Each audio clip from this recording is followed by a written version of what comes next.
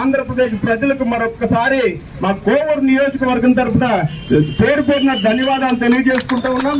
అదేవిధంగా ఇంకొకటి మనకు ఉండేటువంటి అదృష్టం ఏంటంటే మన కోవూరు పార్లమెంటు సభ్యులు, మన నెల్లూరు పార్లమెంటు సభ్యులైనటువంటి వేమిరెడ్డి ప్రభాకర్ రెడ్డి గారు, మా నియోజకవర్గ ఎమ్మెల్యే అయినటువంటి వేమిరెడ్డి ప్రశాంతి రెడ్డి గారు రాజకీయాలకు రాక మునిపే సేవే మార్గంగా ఎంచుకొని పనిచేసేటువంటి పరిస్థితి మన కళ్ళ ముందు ఉంది.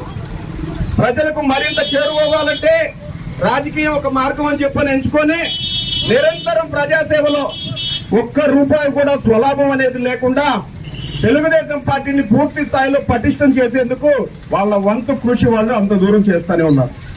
దానికి కూటమి ప్రభుత్వం యొక్క నాయకులందరూ కూడా పూర్తి స్థాయిలో సహకరిస్తా ఉన్నారు. విపిఆర్ నేత్ర అని చెప్పినటువంటి ఒక స్కీమ్ తీసుకొచ్చారు. ప్రభుత్వం కొన్ని పథకాలు పెడుతుంది, నిర్దిష్టమైనటువంటి పరిమితులు కూడా కొన్ని ఉండేటువంటి పరిస్థితి.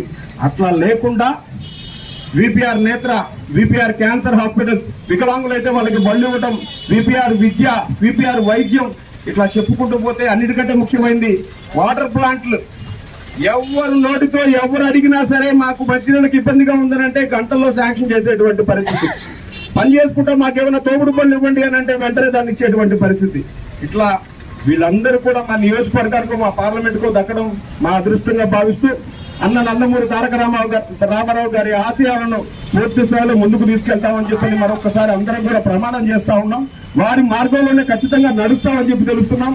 భవిష్యత్తులో కోవూరు నియోజకవర్గం అనేది తెలుగుదేశం పార్టీకి పూర్తి స్థాయిలో అంకితం చేస్తామని చెప్పని ఈ సందర్భంగా తెలియజేస్తూ మరికొద్దిసేపట్లో అన్నదాన కార్యక్రమం ఇక్కడ ఉంటుంది కాబట్టి ప్రతి ఒక్కరు కూడా భాగస్వాములై అన్నప్రసాదాన్ని స్వీకరించవలసిందిగా కోరుతుంది.